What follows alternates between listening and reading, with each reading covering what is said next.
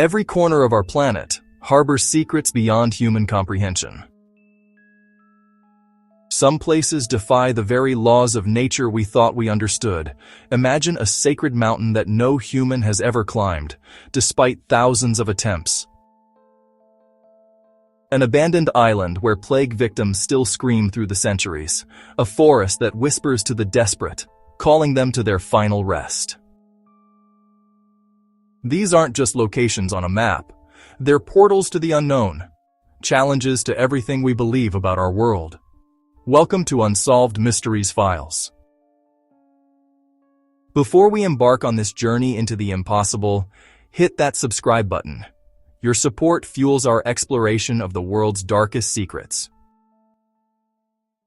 Now, let's begin. In the desolate plateaus of Tibet stands a mountain that shouldn't exist. Mount Kailash.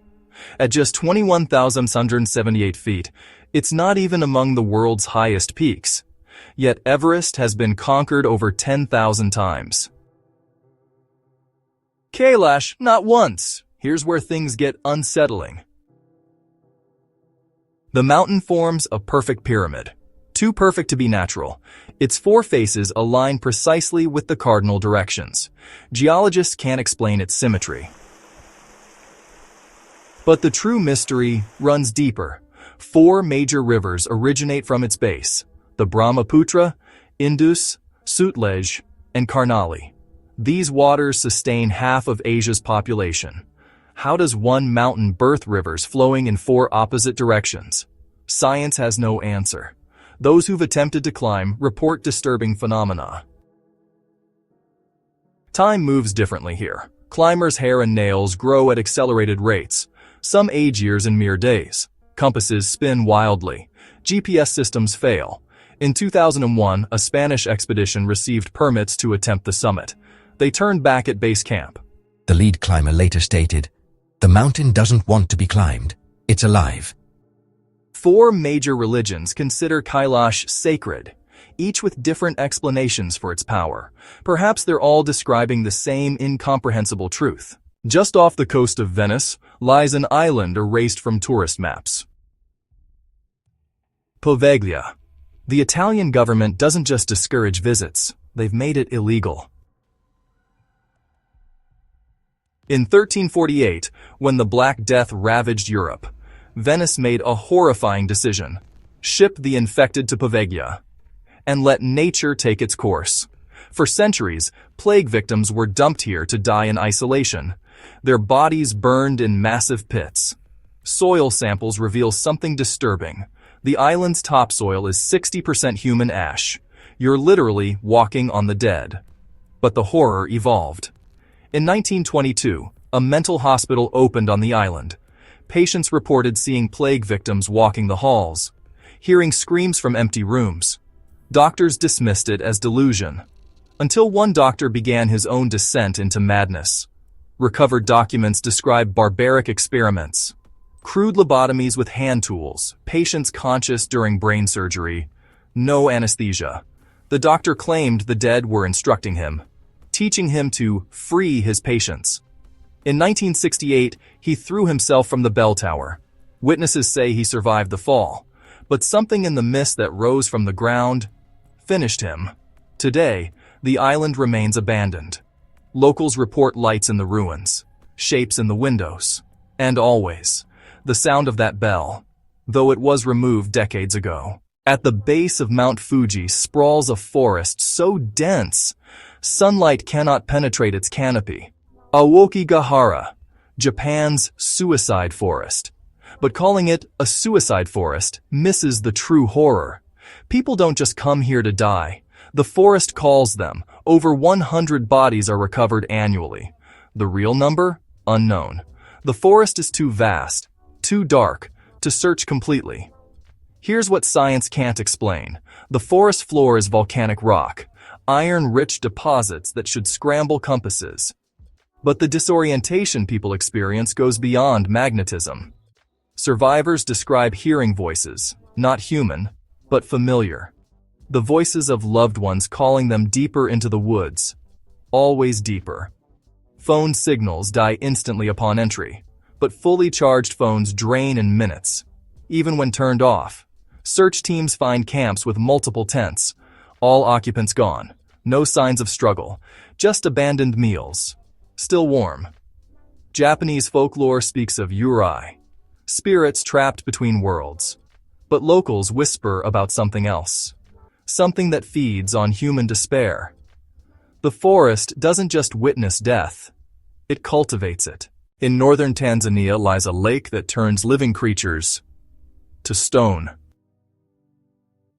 Lake Natron's blood-red waters reach temperatures of 140 degrees Fahrenheit. Its pH level exceeds 10.5, more caustic than ammonia. But here's the impossible part. The calcification process is instantaneous. Birds diving for fish emerge as perfect statues, frozen mid-flight. Photographer Nick Brandt documented these sculptures, not ancient fossils, fresh kills, animals that died days before his arrival, already transformed into stone monuments. The scientific explanation involves sodium carbonate and heat, but that doesn't explain the positions. These creatures didn't fall and calcify. They were frozen in motion, wings spread, mouths open, as if time itself stopped. The Maasai people have a different explanation. They speak of Engai, the god of the volcano. The lake is his mirror, and anything that disturbs its surface becomes part of his collection. Strangely, millions of flamingos thrive here. They breed nowhere else on Earth. What pact did they make? What price do they pay? Deep in Siberia's taiga forest, hunters speak of metal structures they call olguis, death cauldrons. These aren't ancient ruins. The metal doesn't rust, doesn't age. Thermal imaging shows they maintain a constant temperature, even in 60-degree winters.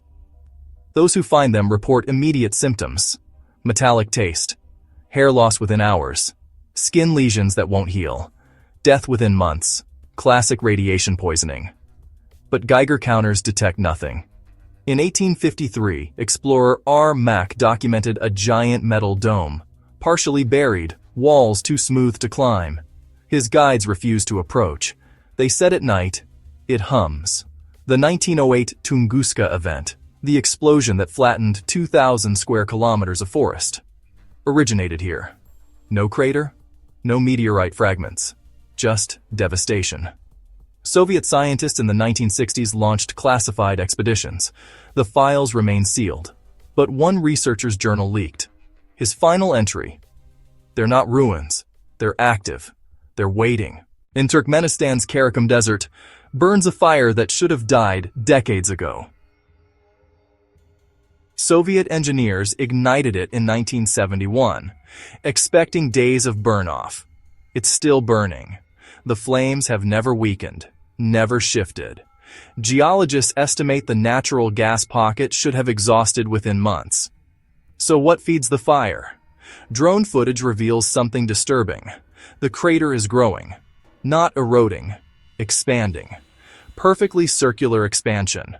Local tribes won't approach after sunset. They say the flames change color, form patterns, sometimes shapes that look almost human. In 2013, explorer George Kourounis descended into the crater.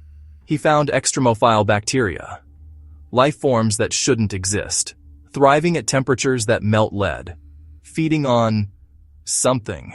His audio equipment captured sounds beneath the flames, rhythmic, mechanical, like breathing. These 6 places share one disturbing trait. They're not passive locations. They interact, they respond, they remember. Perhaps some mysteries aren't meant to be solved. Perhaps they're warnings. If you've experienced something inexplicable, share it in the comments.